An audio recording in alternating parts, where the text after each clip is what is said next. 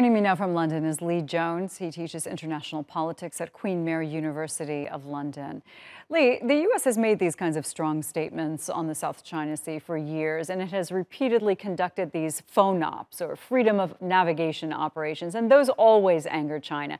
Is there anything different about these kinds of statements now? Is it that Kamala Harris is a very high-profile political figure, or that this is a new administration saying the same thing? Yeah, it's mainly that it's the new administration. It's a big charm offensive that the Americans are running in Southeast Asia at the moment, because Kamala Harris is the third senior figure from the administration to visit the region in the last 2 months, which is preceded by the Secretary of State and the Secretary of Defense. So after kind of wooing the traditional Western allies in the first half of this year, it seems like the Americans are now turning back to Asia.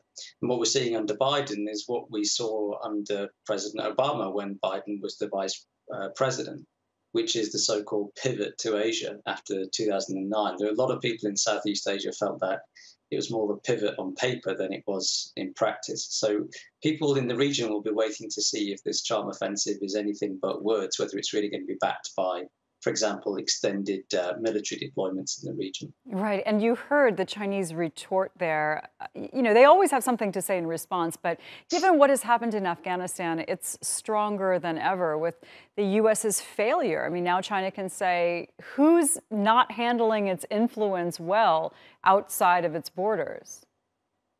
I mean, the Chinese have a point. Of course, we have to remember that the intervention in Afghanistan was sanctioned by the United Nations Security Council, of which China forms part. So it's not quite the same as Iraq. And China has been conniving in various forms of intervention itself. Although it talks about non-interference in the sovereignty of nations, increasingly it actually is getting more and more involved in the domestic politics of other countries. Though obviously not like the United States. But I think the justice of the Chinese remarks is when Western powers go on about the rules-based liberal international order, they fail to recognize that they are the main ones that are upsetting that order.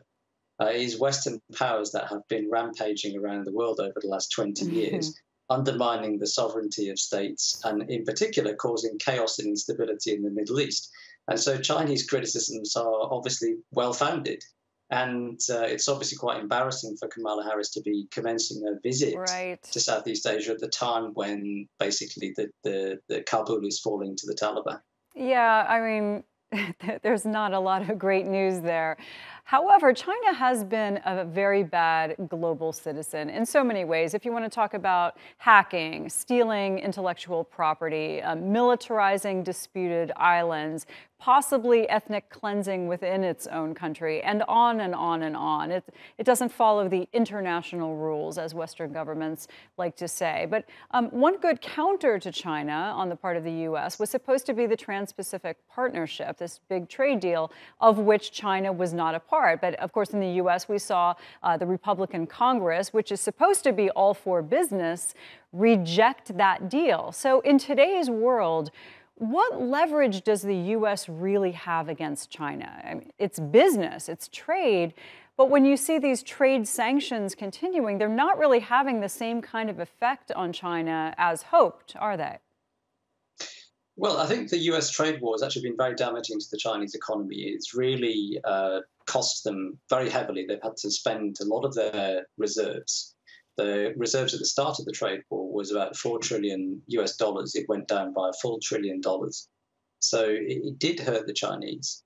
But I'm not sure a trade war is really the best way to get to rebalance the extremely bizarre, convoluted relationship between China and the United States.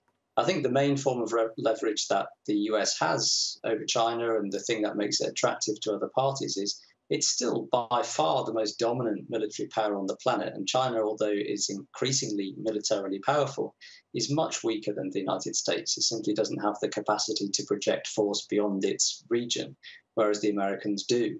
But I think what we're starting to see, and this was very much expressed under the Trump administration, and it will continue under the Biden administration, is the contradiction between the American aspiration to police the world and to set up a rules-based international system and the requirements of domestic order in the United States. What President Trump was channeling when he initiated the trade war with the Chinese was the decades of deindustrialization, de-skilling, economic hollowing out that have come with economic liberalization. The TPP would have simply been another step down that road towards trade liberalization with heavy costs for the domestic population.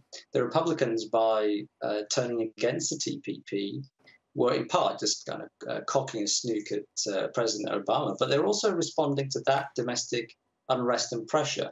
And Biden has very much pivoted to the kind of blue-collar workers that voted for Trump and brought him into office. And he has kept much of Trump's foreign policy, including withdrawing from Afghanistan and hostility towards China.